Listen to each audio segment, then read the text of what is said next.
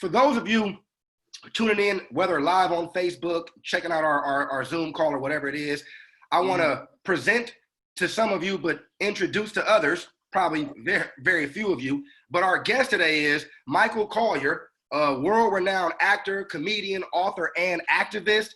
He's best known for his starring roles in Blackish, House Party 3, which I just watched yesterday, Norbit, The Princess and the Frog, and his role as Mr. Whitaker on the hit television show Martin. But Mr. Colyar, how are you doing? Welcome to the show today, sir.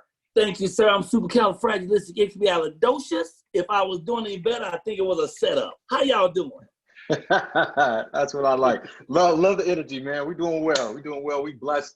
And like you said, I was inspired by our last couple calls. Khalil always out in the backyard, so I made sure to go ahead and get mine in this morning and enjoying that sunshine, working on a couple projects around the house. But yeah, I'm doing well, man. So are you like some type of high fashion model or something now? Oh man, you know what? This was in support of you, man. You know, I knew you was gonna be coming on here clean. That you need to stick with hats. That's a real good look on you, King. That crown, appreciate it, man. You know, of course, I told him the same. I told him the same thing when he came on before we got on with you. I said, Benny, man, you look like a movie star, like you want to perform somewhere. Like it look good on him, don't it? He look like money. He look like Here money we go. right now. Put the money on tape right now. Right. I'm also celebrating my friend D.L. Hughley. As you know, he is falling lightly ill, but he okay. But he has contracted this COVID virus, this COVID-19 we've been talking about every day. And he's going to be of course, he's going to turn around because he is a king. He know how to come on at it and do the right stuff. But I just like to support him because he's a great man. And I think he's one of the great spokesmen for our society nowadays. You know, he does it with class and eloquence, and he don't bite his tongue. So when I saw him fall on that stage, man, my heart stopped. Then I was glad to find out he was okay. I called him when he was in the hospital, and he found out he had the virus, and he just gonna beat it, just like so many people are. A lot of folks have died from it, but I'm always here to remind people over 130,000 people have beat this virus, and that's just, you know, it builds your immune system. Ginger root tea, echinacea, and golden seal. Plenty of vitamin C. A lot of people ain't getting out the house. They need that sunlight. Vitamin D. You know, some black seed oil. You know, all these things help build your immune system. And if you drink enough water, you can't get sick no way. I don't give a damn what. If you drink enough water, you can flush everything out of you that's not supposed to be in there. Plus, our bodies regenerate every day anyway. The cells, all we gotta do is get some of the garbage out and clean up our system. Man, we flying, man. So I'm pulling for my brother DL. He gonna be good. He gonna be fine. You know, so that's why I'm wearing my hat. Nice. Definitely. We lift him up in prayers, and I'm sure, like you said, he is definitely gonna pull through. Yeah. Because y'all know I'm butt naked besides his hat and his shirt. Well, don't make no run to the phone or make no run to the door. We're gonna be all right. I can't stand up until the thing is over. Hey, Mike, you just dropped some nuggets on people as far as maintaining their health. You're right. You got to drink water. You got to stay conscious of your health. You got to understand your body, because a lot of times people, they don't pay attention to certain signs. They don't put the right things in their bodies to help it regenerate, as you just mentioned. So thank you for dropping those nuggets, because that's crucial. So what I want to say to segue is, obviously, you know some things to stay healthy, you stay mindful with your health, but how has COVID-19 impacted you? Because I know that at one point in time, you were known as the king of Venice Beach. You did 9 years straight of doing 5 shows a day. So I'm assuming you may not be doing those 5 shows a day because of regulations and rules where we can't get into certain buildings and gather and things like that. So how has COVID-19 impacted what you're doing as far as your shows? Have you switched to virtual methods? How often are you doing them? Things of that nature. You know, I see this COVID as a mixed blessing. You know, I see the damage that it has, that it creates, but it's also focusing a lot of us in ways that we would have never focused if we weren't forced to. I want to drop back to that water. What color you think your pea's supposed to be? The color of water. White is the water. What color is that? The color of White water. is water. Clear. I know. Clear is water. Clear? Clear. Not like yellow? Not like Nope. yellow. Thank you. And I ask people every morning, they say yellow. Somebody said Drake yellow. You know, somebody said, so no, it's supposed to be clear. And if you're drinking enough water every day, when you go to pee, you should only see clear water. If it's light yellow, drink more water. If it's almost orange or brown, sit your ass down and drink all the water you can that day. And it'll break down all these people are getting on dialysis and their kidneys are messing up because they have to work too hard because y'all won't just drink that water. So drinking that water is life. God got down when he made juice, but water is life, man. Yes, and so if we do that, we can heal. Another thing, if our bodies are acting out, we have to remember that our bodies are MAD. And MAD, M-A-D, stands for mucus, acidity, and diet. If you can keep the mucus out your system, get rid of that acid, and keep a good, clean diet. You don't want to eat animals if you don't have to, but if you got to eat chicken. Now, with chicken, you don't go with chicken breasts. Now, technically, chickens don't have breasts. Chickens are titless. You see, chickens don't have no mammary glands. You ain't never seen no chicken breastfeed a chicken. No. That's why white folks forever was always saying, if that chicken, is that breast? Is that the white meat? Is that the breast? That's white meat because blood's not shooting through there because it doesn't have mammary glands. So if you have to eat any animal, just a little chicken breast. But if you just do all the seafood you want, all the vegetables you want, and fruit, and drink good water, your body will regenerate and get so strong that you'll live a lot longer, you'll move a lot faster, you'll have better energy, you know. So anyway, enough on that lesson. For me, I am working more now that I'm not working than when I was working. Okay, this thing has made me have to find other ways to continue to live in a manner in which I've become accustomed. You know, so I work out of my house, like right here in my studio or in my living room or my office upstairs. I'm putting it on screen. I do our concerts here at my house. I'll do a party. You know, y'all want to throw a party, 30, 40 people. I set up the Zoom in my living room. You put the money in my cash out. And then it was my turn to come on. I come around the corner from the dining room into the living room, suited and booted. I do my performance. When I get through, I cut it off because, you know, I ain't wearing nothing below the waist. I just got on a jacket and a shirt and tie. And I sit down and watch Law and Order because the money's already in my cash app, you know. But I'm doing shows every day. Every morning from 7 until 8 a.m. Los Angeles time or Pacific Standard Time, I do a 1-hour show here. It's supposed to be the prayer show. We do like about 2 minutes of prayer and 58 minutes of jokes and bullshit. And we do it every morning since March 13th when I lost every job. So I was booked for comedy shows and concerts every weekend for 4 months. March 13th, because of the virus, every comedy club shut down. So what I'm gonna do? I gotta scramble now. So what I do, I scrambled and figured out how to do it from my house. And when I'm doing this morning show from 7 to 8, the show, although it's always gonna be steeped in prayer, always gonna be plenty of comedy, it's really just about being uplifting, getting people focused, because more people are being damaged from the stress and the fear of the coronavirus than the actual virus itself. So I'm always here to remind people it's gonna be all right as soon as the swelling go down. You understand? It's all good because it's all God. So this is life giving us a lemon. When you get a lemon, you got to make lemonade. There are some circumstances that you can't help, though. You can't make chicken salad out of chicken shit. But I'm just saying, when you get a situation that's not what you really prepared for, then you have to adjust. You have to adjust. So I do 3 major things because of this virus.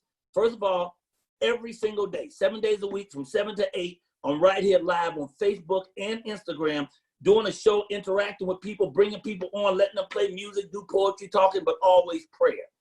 Every Wednesday, I do a major 1-hour concert. Matter of fact, last week we did Raheem Devon, and this week I'm doing Russell Simmons. I got Avery Sunshine coming up. I got Wycliffe Jean. So I do an hour, just me and them talking and people asking questions. And then every Thursday, 11:30, and all the times I give you are West Coast time, Pacific Standard Time. 11:30, I'm reading books to the children. I'll read 2 books. I'll do a poem from Shel Silverstein, and I'll break out a puppet, and there ain't no cussing on Thursday. And we do it for the kids because children are hearing all this all the time. You don't think your kids paying attention. They're over there playing, but you got the news on.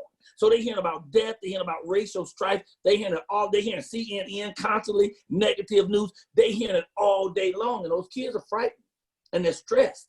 And so we as parents have to keep reminding them that ain't nothing gonna happen to your parents. We all right. We ain't gonna get sick. We ain't gonna die. We ain't gonna let the police catch us. And if they do catch us, we're gonna know how to talk to them so we can get home safely. So y'all gonna be all right. Don't worry. We need to constantly remind them of that.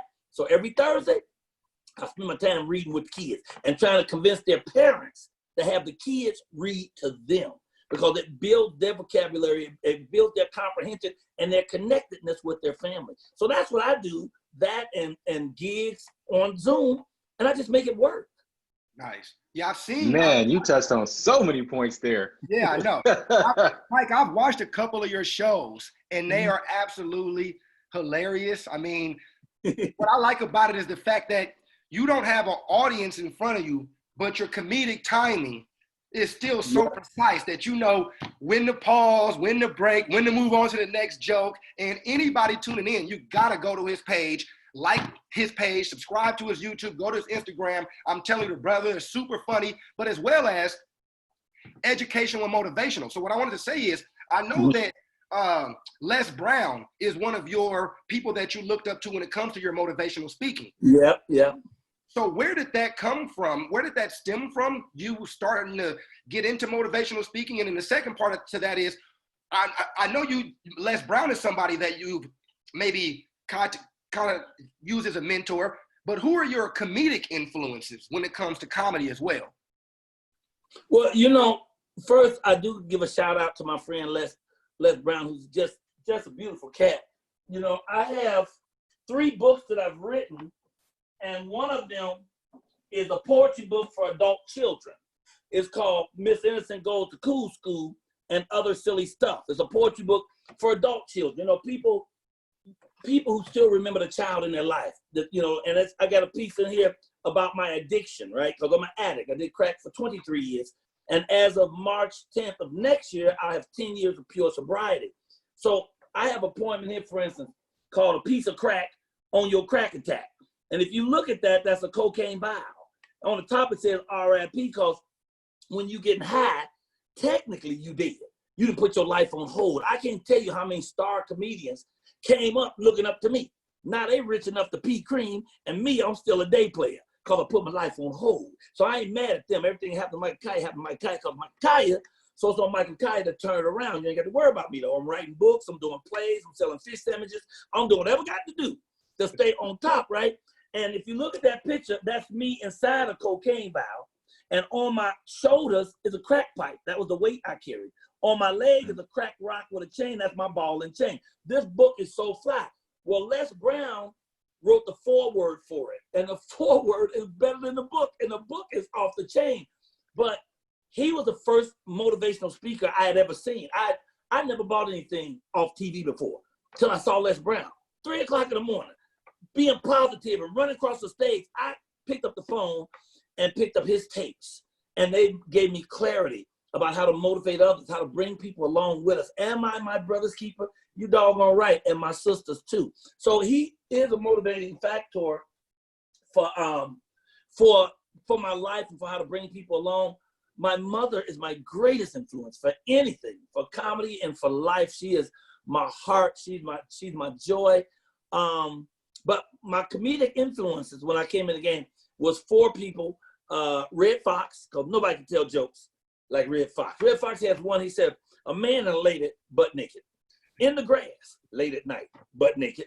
Man and a woman, in love, in the grass, butt naked. And the woman kept saying, I wish we had a flashlight. I wish we had a flashlight. I wish, the man said, lady, why you keep saying you wish we had a flashlight? She said, because you've been eating grass for the last 15 minutes. A master with jokes, you know. And then Lenny Bruce, who was a Jewish comedian who was also quite a genius. But what he's really known for is fighting society and going to court to give us a right to be able to curse on stage. Because he would curse on stage. And in the 60s and 50s, you'd get arrested for cursing on stage. And he would get to a point where it'd be 20, 30 uniformed cops standing in his show with their arms folded, waiting for him to curse, just so they could arrest him. And he would go through the whole show without no profanity. And at the end, he said, thank you, good night, and fuck you. And they'd arrest him and take him to court. And he spent all his money fighting for the rights to be, and let me tell you, he was such a genius. He did a piece on racism. I'm talking 62, 63. He came out and did a piece. He come out and he said he'd be in the crowd, he'd be on the stage in the nightclub. Any Mexicans in here? Any Mexicans? Ain't no bus boys in here. Oh, there you go. Okay, I got a Mexican. Okay, 2 Mexicans. Any WAPs? Okay, 2 Mexicans, a WAP, 2 Mexicans, a WAP, a Jew. There's a nigga, 2 niggas, 3 niggas, a Jew, a WAP, Jew, a nigga, WAP, Jew. He said, the reason I do that is I keep saying nigga, and you're not gonna break some little girl's heart on the way to school because somebody called her a nigga. He was brilliant, but he fought for our right to cuss, which takes me to my third guy, who's really my number 1 guy, which is Richard Pryor. Richard Pryor was a genius, but Richard would not have been able to express himself if he couldn't speak in his authentic language. How can he tell the stories about growing up in a whorehouse, having aunts as prostitutes, if he couldn't curse? Because Lenny opened the door for that, he could curse. And then fourth, and most important, who I think we overlook way too much, is Eddie Murphy, man.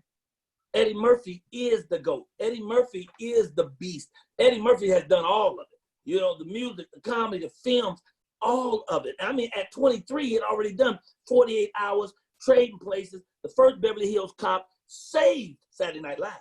They're about to have to close their doors. He came in, became the star, saved that show, and could wear the hell out of a red leather suit. He could do that at 23. And all that was going on in my head in 1984 when I first started doing this. So those 4 guys were the ones who influenced me and made me want to do this comedy thing, you know? So I hope I answered that thoroughly. Oh, yeah, that's perfect. Don't leave definitely. all the time. You know that song, My Girl Wants to Party All the Time. Party all the time. Yeah. I bet everybody remembers the Eddie Murphy joke.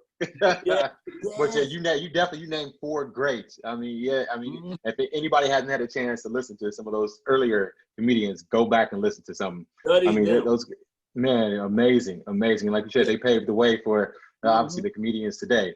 And I just want to go back because the last time you touched on quite a few things. And right now, I mean, with your platform, man, where you are right now, you're established, headliner. And with COVID being obviously something that we're dealing with right now, you said that you've been even more busier. And we're seeing the entrepreneur mindsets that we've actually been a lot busier over this stay in shelter than we have been, previously. Well, I mean, what would you contribute that to? Just that drive, and it's like, if we don't do something, if we don't figure out something, we're gonna be broke. Yeah, I think necessity. I think necessity is the mother of invention. You know what I'm saying? I mean, it's when you're stuck somewhere and you got to do something or fold, you go for doing something. You ain't going to just stop. You got to do something. I mean, let me tell you something. I just bought this home.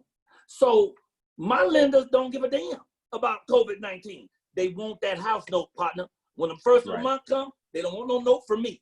They want to know how they're going to get their money. And I don't want to be in an argument with them about it. I just want to keep the money flowing. So plus, my woman is a shopper. Oh, she don't understand when I come home without the money. I remember once I had a cold. She said, oh my God, the money is sick. Somebody get the money some soup. So necessity will make you be creative, man. It'll make you figure out a way. Like I did a graduation here, celebration in my living room. I put it up on Instagram. We found 3 graduates, 1 child, he's 16 years old. He graduated and he's going into college. 1 woman that was graduating from college. And the second woman was getting her degree after 17 years because she was in school, fell in love with a guy, had a baby, decided to get married, had 4 kids total, kept doing a little bit at a time. When 2020, she finally got her degree. None of them had a place to walk and celebrate. So I had my woman order me a gown and a cap and gown with a tassel from what do you call when you order everything? Start with an A. Amazon. And we set up the camera, Instagram in my living room. And we got the march in music. And I marched in there and I gave an evocation myself. I did a little prayer. I did my commencement speech. And then those 3 people from their city, they came in one at a time. I introduced them, told about them, and let them thank the people they wanted to thank.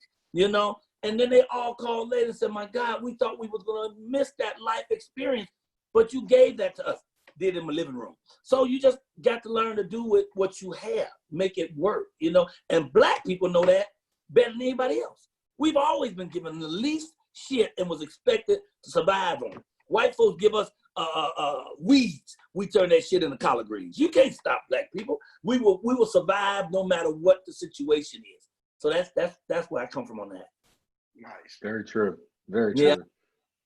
Yeah, chitlins and greens are now a delicacy. Oh yeah. Now everybody you go get that at a 5-star restaurant. You now. talk to white folks about greens, they think you're talking about radicchio and, you know, and spinach. But we talk about collard greens, mustard greens. Yeah. You know. They think you're talking about kale or something like that sometimes. But hey, Mike and Benny, you guys right, because gumbo, if you think about the history of gumbo was all stuff that it's full of, you know what I mean? Nobody want no shrimp, nobody want no sausages, nobody want that part of the chicken. Gumbo now is a delicatessen. Anywhere you go, people love it. Everybody trying to get some gumbo. Who we got there, Mike? Who is that? Who was that? Oh, that's Roscoe. Hey, everybody. Hey, he hangs out with the kids when I read on Thursday. Okay. Hey, only thing is, my mouth is more than here. Yep. I'm sorry, don't mind him. Go ahead. No, tell us about that. How long? Yeah, we want to go into that. I want to see more of Roscoe. Well, Roscoe's pretty amazing. The only thing with Roscoe is, you know, he's not into the gang banging thing. You know, he got cousins that are Crips and Bloods. Damn. And so he don't like to wear red or blue. He be trying to wear earth tones. He don't like the haircut because he wanted dreadlocks, but they cut him short in the back. Shit. What really bugs him is his penis. Yeah, because see, because he's made out of cloth, even when he's hard, he's soft. Fuck! He don't curse when he talks to the kids on Thursday. He just talk about the books before we read them. Then we read the books and he comments. And it's funny because this week, several kids, their parents said that their kids tried to walk up to the TV and kiss Roscoe, you know? Oh, that's cool. That's one of my guys. That's one of my guys. I'm sorry. Go ahead. So what are the age groups of the schools, I mean, the kids that you read to, and are you affiliated with any of the schools? I have no idea. No, I'm not affiliated with anything. You know, my show gets a lot of people that comes on every day. So they know, all those people know that come Thursday, they can bring their kids to and I do it on Facebook and Instagram at 11:30. And they just come and they bring their kids. And the first couple of days that we did it, people come on and curse. What the fuck is this? Romper room, you know, this some bullshit and all that. And like, no, we don't curse on Thursday. There's children in the room. We ain't doing no cussing. And while we on that, let me tell you this. Big change in my life. And y'all need to pray for me on this. Starting July 1st, I'm taking all the cursing out of my game. No more cursing in my jokes, in my public appearances, nowhere. I'm praying that I can do it. You know, we got God in the game. We praying we could do it. But I think it's going to change the tone and the flavor of a lot of things I'm doing. You know, I mean, if it's in a play or a movie that I'm in and it's scripted, then I will do it because I'm an actor. But I'm going to get it out of all my comedy and out of my performances and out of my conversations and definitely out of the motivational speaking, because I also have a new book. My newest book, actually, is called Michael Goes Motivational. It's motivational speaking from a comedic point of view. And I'm hoping to use that to do a national tour of motivational speaking around the country.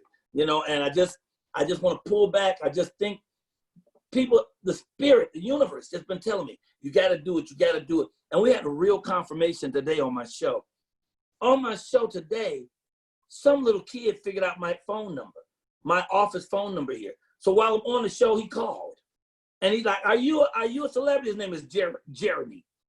And we went on his page and found out he's 11 years old. I'm like, well, where's your mama? You keep calling me. He just keep on calling, you know, and then I realized he was also watching. So we eliminated him from watching. Then I put his phone number out there so everybody watching could call his house and tell his mama. And call tonight myself when he laying down and tell his parents, do you realize your 11-year-old kid is on the phone? And then he was cursing. He gave us the finger with his emojis. And then after I canceled him, he sent me an emoji of his face with profanity across it.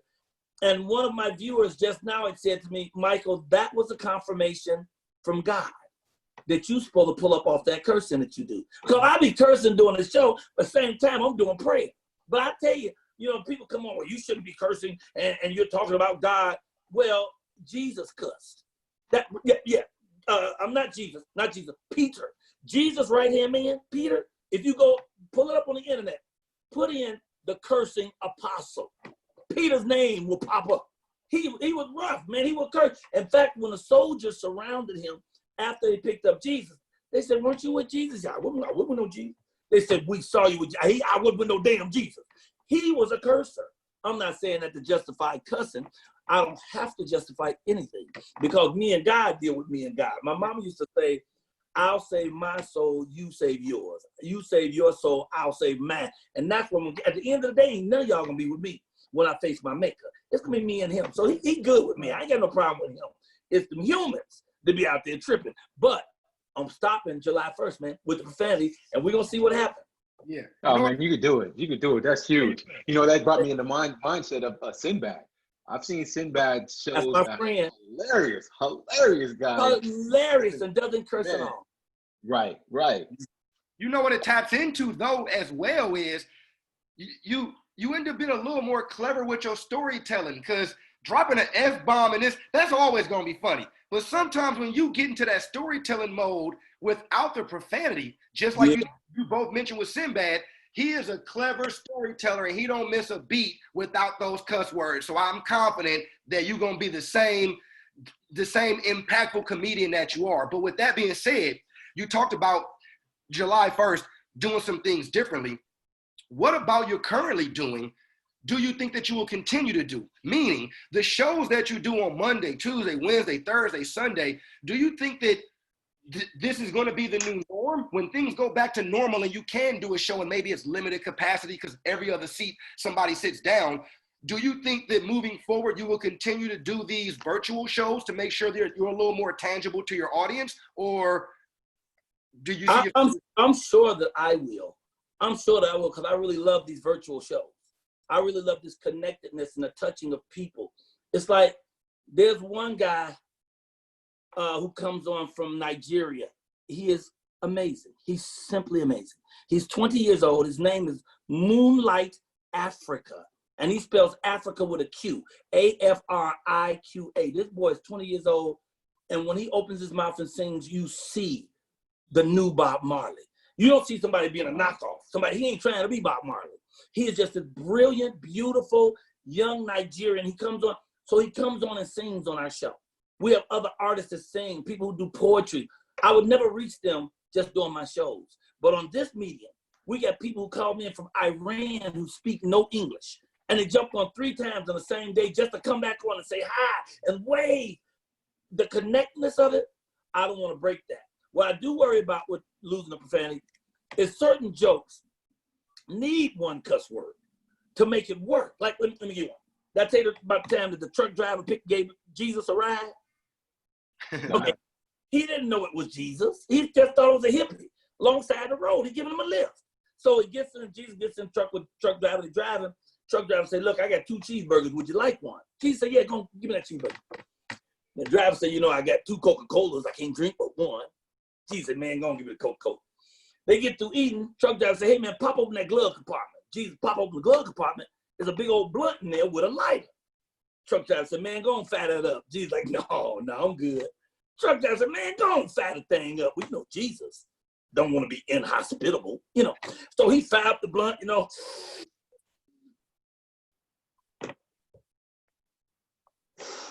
blows it out. He turned to the truck driver. He said, "I should probably tell you, I'm Jesus Christ." Truck driver say, "Good shit, huh?"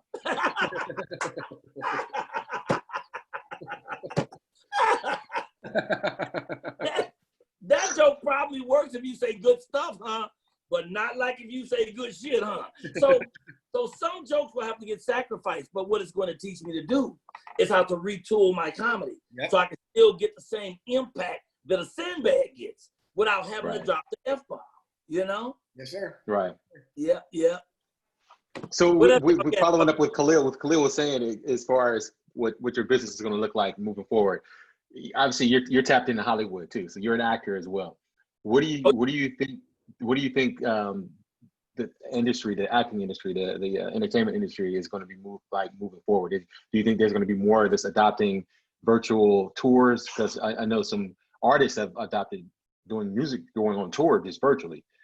Comedians doing the same thing. Do you continue seeing any of that at all? I'm very curious about that myself. I'm doing a play. I'm trying to see if I have one of those with me. I'm doing a play called Michael Colyar's Mama. Now, if you like it, and it's not called Mama. You know, like some people say, Tyler Perry, the way she walks. You know, it's not like that. It's Michael Colyar's Mama, as in possessive. Because it ain't about your mama, Khalil's mama. It's about my mama. So it's called Michael Colyar's Mama. I'm going to do 100 cities. I already started, so I've done 8 cities so far. I've done 37 performances. It's a 2-hour play. So I do 55 minutes with a 15-minute intermission, and then 45 minutes, I play 17 characters. Now, the thing is that now it's becoming virtual. We don't know what the face of theater is going to be. So I already got hired to do the show first week in December at a theater in New Jersey. And they've already told me, Michael, whatever you want to charge us, cut that in half, because we ain't going to have but half the house. The theater would usually have 300 seats, going to have about 140 seats, because they got to take half the seats out. So, of course, it's going to be less money, but they still is setting it to do this show. So one of the TV shows I watch every Sunday without fail. If I'm not here on Sunday, I tape it, I watch it Monday. It's called Sunday Morning. It comes on every Sunday at 7 a.m. on CBS. And it always talks about all kind of flat things happening around the community and the world. And today's story, which I have it froze on right now, is talking about what theaters are doing to keep going with this virus. So a lot of them are pushing the rows of the seats back, as well as pulling the line back of performance. So you can usually stand at the edge of the stage. Now they've drawn a line back a good 40 feet that you have to perform if you're going to perform on the stage, so that whatever you have, whatever they have, don't reach you. I mean, remember D.L. Hughley was sitting on a bar stool performing, and he fell off that bar stool, out cold. He's out there with these people all around him like that. I'm doing a gig in 2 weeks in St. Louis. My friend, what's his name? Tom Roberts. Tony Roberts just did the same club. And I said, Tony, what are we going to do with this virus? Am I coming in the club? He said, well, Michael, first of all, it was a 300-seater. They didn't pull it back to 120. He said, secondly, all 3 comics will have their own mic.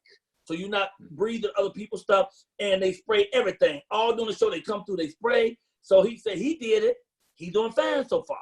So whatever it is, we have to adjust with it. I'm really interested in what theater is going to do. Broadway, Broadway's in trouble, you know, because they're usually making hundreds of millions each week.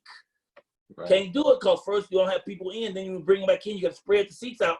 So I think some of it still is going to be staged. I think some of it's going to be virtual. My friend Cosman yesterday said, Michael, you got to do your play on Zoom. Mm-hmm. I just don't know. I don't know how that will work. Like, I've been doing comedy shows, full out 1-hour comedy shows in my living room on Instagram. Yep. And doing it just like, people don't laugh at my stuff, no way. So I just laugh at my own shit. So I just tell a joke, I laugh. I do laugh, your own laugh machine, right? They're laughing too, and I just did a thing Sunday with, Judge Maybelline Ephraim. She is the first Black divorce court judge on TV, divorce court. She does a thing every year on Father's Day called the Huff Awards. HUF stands for Honoring Unsung Fathers. So they have 8 categories where they vote on fathers that were great to their community and their family, and they raise the money to buy scholarships. Out of the 18 years, 17 of those years, I've been the host. This year, they didn't know what they're going to do. They decided we're doing it on Zoom. So I did it, put on my suit, no pants, put on my suit, did it in my living room, set up the Zoom. I was the MC of it. I did my pieces. Mike Phillips came out, played saxophone. He did his piece. Maybelline came out, gave the awards, and people donated for the scholarship. They gave the scholarships. The kids came on who were getting the scholarship. They came on and talked into the camera. So we have to adjust with whatever it is. I think people going to get their money. So if they going to get their money, what they going to do? They're going to adjust because they're going to get their money. I can tell you that right now. Yeah, yeah. Mike, let me ask you. Speaking of that money, real quick, Khalil, because that's interesting. I want to follow back up with that real quick. Now, the fact that obviously you've been doing it for the last couple of years, have you seen any drop off of contributions versus last year, now doing it virtually? Well, if you're talking about the Huff Awards, Yes. their thing was not based just on contributions, on donations. Okay. Their thing was based on you buying tickets. So we usually have 1,500 people in the room. So she sells tables. You know, if you buy a table, your church might buy a table because grandmama, the kids, everybody's there. So they buy tables or you buy individual seats. So a bulk of the money would come in from the ticket sales, but then the rest would be donations. This time, she didn't have ticket sales. So she had to count on straight donations this time. So I don't know how it worked out for her. I know she called me and said it was beautiful, you know, and she loved it. But I don't know how it worked. I just still know my money better be there when I go look, because I ain't no non-for-profit organization. Let me say that right now. Right. You're not a 503c, huh? You say these brims cost money. I'm actually throughout this thing. I have to wear my sponsor's glasses though, because I do a sponsor. That's David Ford. Let me show you how well. I just want to show you how well made his glasses are. This David Ford, you know, because we gotta buy black, man. See, that's David Ford's line. You know, you can go get your Versace's if you want to, but they're not gonna look any better than these. Yep. What? Come on, player. What? Hold up. Wait a minute. What? You just want to pose. When you put his glasses on, you just want to pose. Yeah, they look good. Yes, sir. Make sure you and your folks who are watching, make sure you just at least go to the Instagram and just look at his page. David Ford Eyewear. I just put his link. I just put his link in the chat. Yep. There you go. That's important. Let him know Colyar sent me. Maybe I get some more glasses. Everybody, if anybody goes there, let them know Michael Colyar sent you, all right? But yeah, Benny and I have been talking the last several shows about learning how to buy black. And a lot of times I saw a post the other day where somebody mentioned that buying black doesn't mean that I'm anti anything else. That doesn't mean I'm anti-white, I'm anti-Latino. That just means knowing our history and being a person who wants to see his community built up. I think it's our duty. It's important for us to seek out. There's an application that I have on my phone called One United. It's One United. And if you go there to One United, it has every black-owned business in your area. And it's a way for you to then go to a place that does have glasses. There's a place in Vallejo, Clifford Dawson, he's got a place called A Man in His Hat. And it's a black-owned place where you can go there and buy hats similar to what you and Benny are, but you do it in your own community. So it's important for us to shop and realize it's no less quality for those David Ford glasses, as you mentioned, in Versace. So why should we not be supporting David Ford with his glasses? So thank you for mentioning that to us.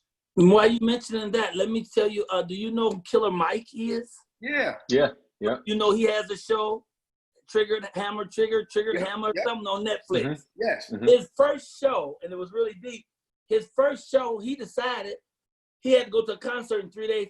He wasn't going to touch anything. He wasn't going to buy nothing that was not black, okay? Mm-hmm. So most places he couldn't eat.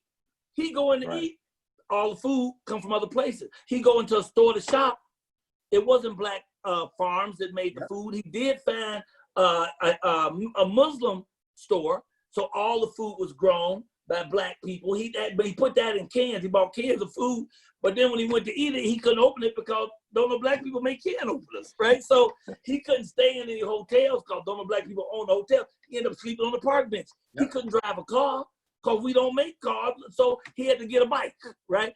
To get from one city to the next, he went and found the black bus company that does the church bus and drive people to church bus, got on that bus and it drove him across.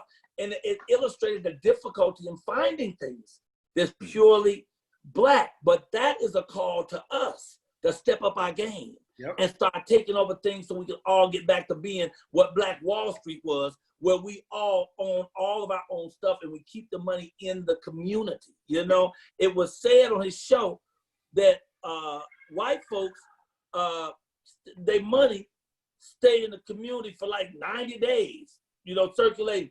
And Hispanics, about 40 days. Black people's money stay in the community for 3 hours.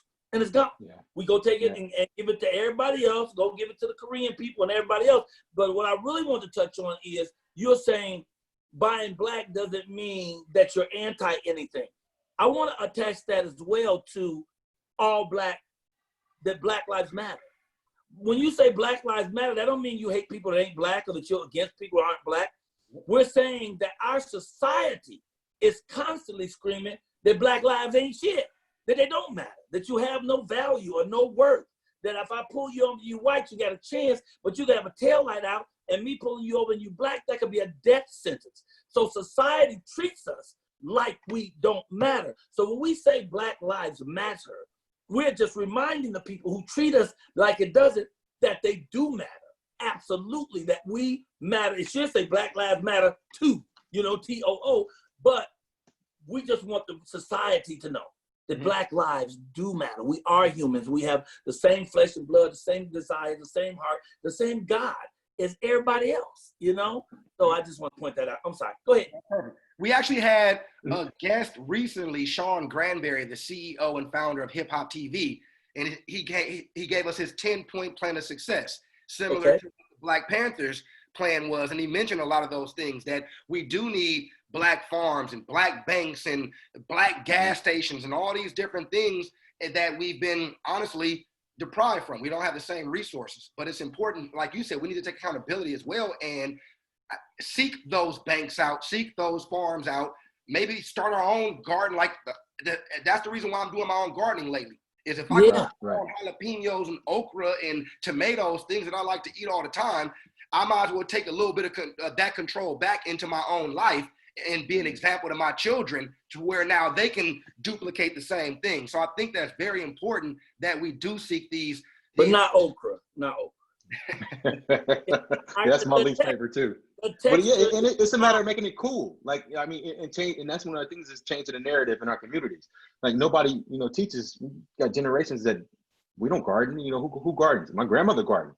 Right. So going back to our roots, going back to where we came from. Yes. We had Jay King on here as well. He was president and CEO of the Black Chamber of Commerce, California Black Chamber of Commerce. And he had mentioned also at the height of the African American community, our dollar circulated around at least 100 times. So going back to what you just mentioned, 3 hours versus 100 circulations, we're missing it right now. Yeah. So now it's getting focused on, and this has been a created opportunity to get refocusing on what's more important, what's important, starting with God, family, business. And that's the value of my mindset, value of my business is my company's mindset. And just getting back to those things that are going to move us and push us forward. Yeah. And then build up our base, build up our community. Killer Mike couldn't find a place that grew black weed. He loved weed. Yep. He couldn't buy weed. He went to the dispensaries. Only white folks was out there growing the weed. As much weed as black people smoke, it don't make no damn sense that we don't have the farms. But you know who does? Mike Tyson. Oh, yeah. Mike Tyson has a huge marijuana farm. He has a great product too, and it's sanctioned by the government. Yep. But so we need to go into every community, go into every walk of life, and figure out how we can start producing the same stuff that our Euro friends are producing. Exactly. I never used that word before. I want to write that. Euro friend. Right there. Right. All right. Go ahead. So, Mike, I wanted to switch topics, switch pace a little bit. How dare you? I'm sorry. Go ahead.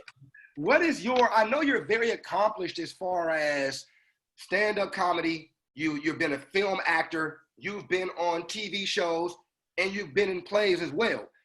What is your favorite form or your favorite genre of entertainment out of those things that you've done? Gospel stripping. I would say, acting is my thing. That's what I really am, is an actor. That's my favorite thing. Okay. But I don't do it nearly as much as I'd like to, because most people don't take me as seriously as an actor because they haven't seen my chops. I can really act. In fact, I shot a movie here today outside my house. I show you how we keeping it going. Some folks wanted me in a scene in their movie. They brought the money to the house. I ain't let them in. COVID virus. I don't play with you. Matter of fact, if I'm talking to you right now and you cough, get the hell out of here.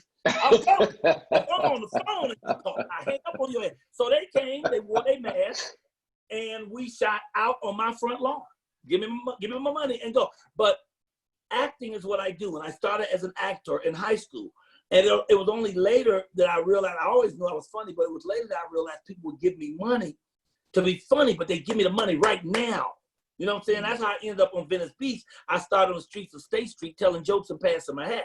And white folks who back then wouldn't talk to me, after the jokes would walk up and hand me paper money. And I said, ooh, I like this. So I started acting so that I could make enough money. I started doing comedy so I could make enough money to actually act and to get enough recognition to act. So being a comedian, when I got to Venice Beach, my first month or two out there, I was seen by Robert Townsend. He saw me doing the comedy and could see the acting within it and put me in his first movie, which was my first movie, Hollywood Shuffle. Yes. Okay? And Great then movie. other people would do that. I did Johnny Be Good with Anthony Michael Hall and Robert Downey Jr. and Uma Thurman, who was 17 at the time and spoke 7 languages. That director saw me on Venice Beach and put me in a movie. I watched a film yesterday that is really funny that we did called Hot Shots, Part 2. And in that, I played the black guy, okay? And in that, Charlie Sheen, right? Huh? Charlie Sheen, right? With Charlie Sheen, and I was one of the 4 heroes with Charlie Sheen. It was Ryan Stiles, who was a thin white guy on Whose Line Is It Anyway? Yeah. He was one of the heroes, Miguel Ferrer, and Charlie Sheen. The 4 of us were the heroes in this movie. I shot that movie 25 weeks, bought the first house on that movie. Same thing. The director was walking down Venice Beach, saw me with the crowd, and said, you need to come and audition for this movie. So the comedy gets me back into acting because it gives me recognition. But acting, that's what I would do primarily. If I could do one thing the most, that's what I love the most, is the acting, the transforming. My one-man play is the most important work I've ever done. To play all these different characters, and I'm gonna do it all over the world. They got 5 theaters they're looking at right now to take it to England, you know? So, I mean, I'm gonna do it all over the world, yeah. That's amazing, 17 characters. I mean, people can't fathom that. I'm playing my mama, my daddy, me at 4 different ages, all 4 of my brothers, the crackheads and the alcoholics in my neighborhood. Oh, it's amazing. It's a great piece of work. Yeah. And to be able to stay in character is you know, I'm sitting in awe because I was actually an actor. I did acting and modeling for full time for about 9 years, SAG actor, and I started off in theater.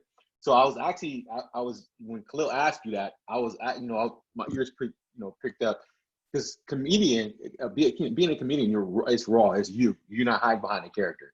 Mm-hmm. So I was curious to see which one would you gravitate more towards. But yeah, acting, is one of those things where if it's in you, it's just always going to be in you, and it's a passion. I love all your work, all the things that you've mentioned before, the movies that you were in, classics. Classics, dude. I used to love Hot Shot Part 2, Hollywood Shuffle. That's my show, man. Man. Betty. But people know me from House Party 3. That's what they know is Showboat. That's what most people know you from. But I'm also doing animation, So, I did The Princess and the Frog. Yes. Right. Yeah, I was the chef that told her, oh, yeah, you're going to get your own restaurant, and I'm going to win a Kentucky Derby. And I started galloping around, smacking my behind with a spatula. It's being able to do these arts, be able to be an artist, has given me this impossible, amazing liberation. I could do anything and be anywhere and be any character. And I don't work for nobody but me. I've only worked for me for the last 34 years. A couple of times I thought about firing myself. 3 times, but I kept coming back. So it's just a beautiful, wonderful thing. But yes, acting would be the most passionate thing. That's why this play is so important to me. When I do this play, oh my God, I leave my body because, I'm really unfolding into my greatest self.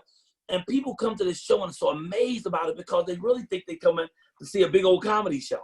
But no, it's dramatic. I'm going from drama to comedy, up and down for 2 hours, brother. And people walk out. It's about my addiction and my recovery as well. Mm-hmm. And so addicts come up to me, man, and thank me for it. Grandmamas and mamas come up, baby, if you ever need a home-cooked meal, you just call mama. Because It's also about the importance of our mothers. Yeah. Every bloody mama.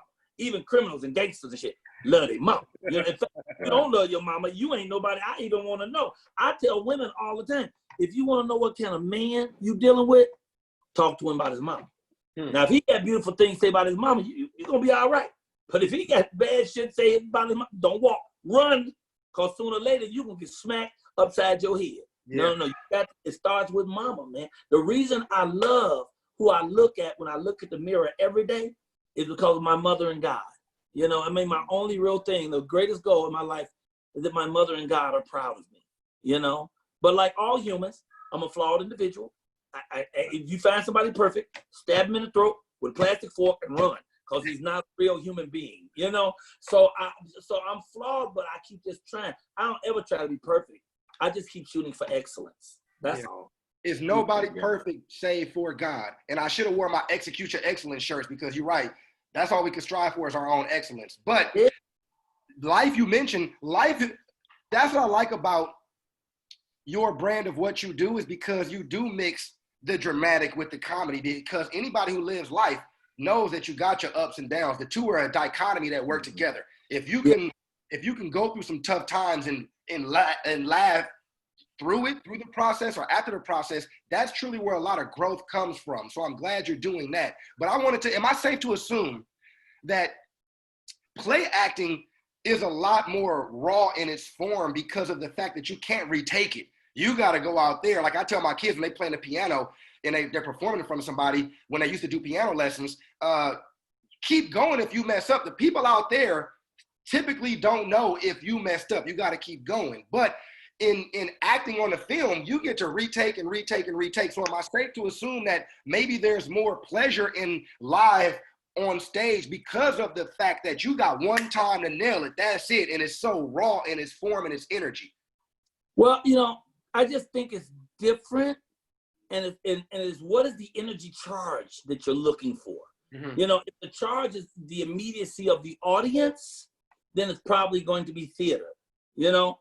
But if it's about finding that character, living and breathing life into that character, then it doesn't matter whether it's film or television, because if it's theater or film or television, because with film and television, yes, you do get another shot at it, and that's great, but you're going into it to get it right the first time. Mm-hmm. You're not going up there and slough it off and don't worry, I get 4 takes. No. You want to hit it right the first take because you really understand the embodiment of it. Like my acting coach is Tasha Smith. You know her? Yeah. Actress Tasha Smith from all the she's just brilliant. She's brilliant. Yeah. She's a brilliant teacher. She don't play. You can't come in her class and do no surface stuff. You have to really know what you're doing as your character. Who are you as that character? Who are the people that's in the scene with you? What is their relationship to you? What do you want out of that scene? Who is your substitute? So when I'm talking to you, who am I really thinking about? Because I'm not thinking about you when I'm thinking about the guy who sold me the crack called Jamal. Khalil ain't sell me no crack. Little Pookie Jenkins sold me the crack. So who am I thinking about when I'm talking to you? I'm not thinking about Pookie, but I'm thinking about that nigga on my block that sold me the crack. And I'm thinking about him while I'm looking at you. I mean, all these things come into together to make you do a good scene. And when you're acting with your peers. Mm-hmm. So you don't want to take 4, 5 takes. You don't want, look, when I did Norbit, the most wonderful thing in the world was watching Eddie Murphy. First of all, you knew Eddie Murphy was coming to the set because everything changed. We shooting outside. It's hot as hell. All of a sudden, a bunch of white folks show up and build a tent. Eddie coming. So I pull up. They got chairs there. Eddie is sitting in the shade. And when we shot his scene, the bicycle scene, he riding the bike and he fall off. Yeah. He did it 4 times. And every time he did it different with another spin of excellence. He wasn't doing it again to get it some perfect way. He knew what that character was, what he's supposed to be doing. And every time he hit, my favorite television series I did was Martin. Martin Lawrence is an absolute genius inside and out. Martin could go to his dressing room and watch the monitor and watch what you're doing as you're doing the scene. He can come back down and whisper in your ear and say, try it this way. And when you tried it that way, it was 1,000 times better because he had that eye for it. So you don't want to ever, as an actor, rely on, well, if I don't get this right, I'm gonna get 3, 4 more takes. Right. No. You coming in there and you trying to do it right. You hit, man, I wish the hell you would be on a set with somebody like Denzel or Samuel Jackson. And you come in with that kind of energy, it's gonna be all right if I don't get it because another shit. Boy, you better come with your shit.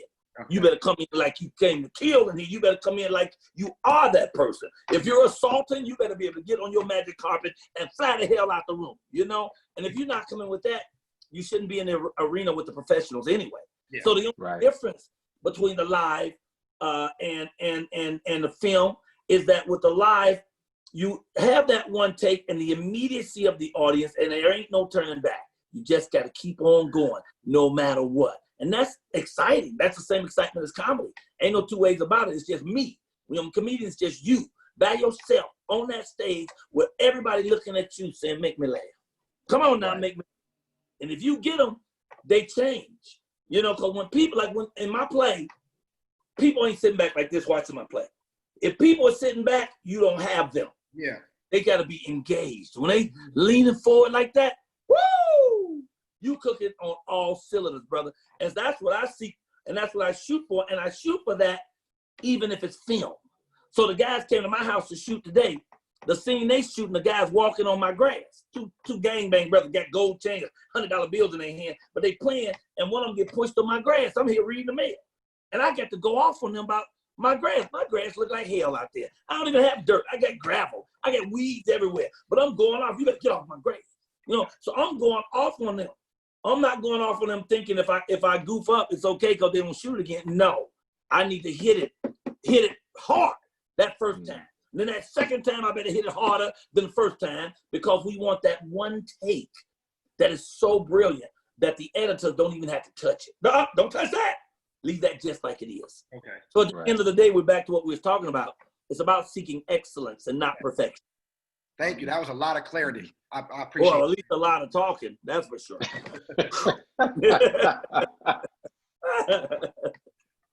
No, I appreciate your elaboration on everything, on every topic we discussed today, man.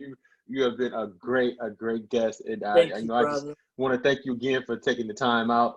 You know, I know we're at the hour mark, so we definitely want to be respectful of your time. You're a very busy man, got a lot going on. Thank you. I thank you for being gentleman and being wise. You know, it's so good to talk to Black men. You know, you'll be shocked how rare Black men are. You know, I mean, niggas, they're everywhere. You can open the glove compartment of your car and 4 niggas will fall out. But Black men who have integrity, who care about their community, about their family, about God, that's rare indeed. And it's always a plum pleasing pleasure to speak to someone like you, gentlemen. So thank you. You honor me by inviting me, you know, by allowing me to come out here and to be able to tell people, because them 6 or 7 people that's watching y'all might want to come and follow me, you know? Right. I'm on Instagram under my name, Michael Colyar, Colyar. On Facebook, Michael Colyar, Colyar. And I got a real sexy web page called therealmichaelcolyar.com, you know? Yeah. So I hope y'all tune into my morning shows at 7 a.m. Los Angeles time, and you'll find out all the other stuff we're doing. And pull for me and pray for me to make it with this non-cussing. I said I'm calling it a fast. I'm going on a non-cussing fast for 30 days, brother. Oh, man, you're going to make it happen. It's going to be a breeze, man. Definitely. Yeah, I am going to make it happen. We appreciate you, man. You are, like Benny said, we want to be conscious of not only your time, but our guest time as well. It's a beautiful Sunday. We got to get you back on because there's a couple more questions that we did have for you that we want to talk about. So maybe we can get you back on the show in a future date. But everybody who tuned in, thank you for taking your time out as well, tuning in to such a sagacious, wise man like Michael. He's been a great mentor in my life for these last couple of years that I've known him. I appreciate you for taking time. Everybody, go to Michael Colyar's, Michael Colyar. Go to his page, his webpage, his Instagram, his YouTube. Hit the like and subscribe button. Do it for Benny and myself. Go to our Global Empowerment Team page, subscribe, hit the like button. Check out those David Ford glasses. Yes, sir. One United application on your phone. Let's make sure that we make a true impact. And like Benny said earlier, change the narrative. But everybody, thank you for tuning in today. Have a wonderful Sunday. Thank you. Stay blessed. Stay blessed.